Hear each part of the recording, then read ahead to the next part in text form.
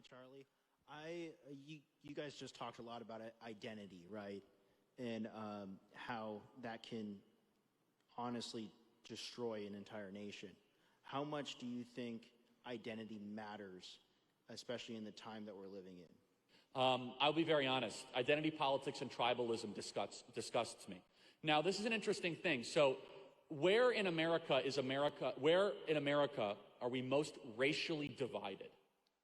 The answer is very clear. It's prisons, right? So we never really think very deeply about this, right? So the place that you're most afraid, and you have no stuff, and there's no commerce, and there's really no speech, and it's most totalitarian, that's where you're most racially divided.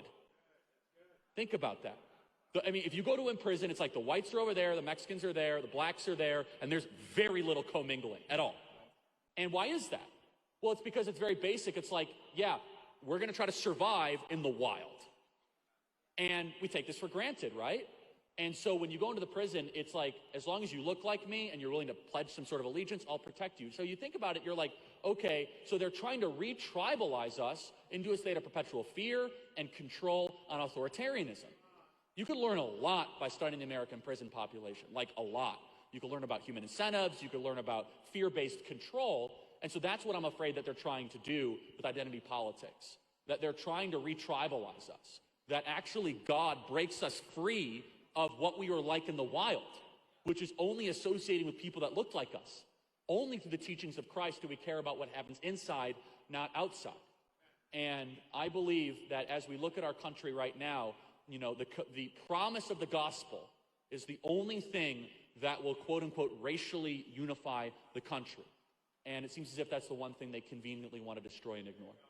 Yeah, I would add to that. The whole book of Galatians is about identity in Christ. The Judaizers were coming in. They were saying, look, you got to base your identity on certain actions, certain kind of political genuflections, essentially, but Christ unifies us. I would say the other thing about unity or identity that's interesting is Jesus says that honoring your mother and father is super, super important. And we live in a culture that hates not only father and mother, but hates nation, right?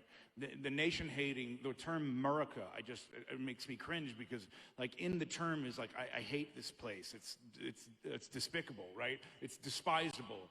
Something connected with loving mother and father and loving nation, because loving mother and father because they gave us life, and we have this incredible environment that we should honor and bless. And the same thing that then goes upstream to nation, that we're identified with mother and father and nation, this incredible environment that God gave us that we're called to honor and bless. Yeah, the only commandment that comes with a promise and mentions your country is honor your mother and father. It's the only commandment that comes with a very specific promise and involves your nation, which is honor your mother and father so that you may live long in the land of which you are in. So it incorporates those two things. No other commandment touches on those things. Okay.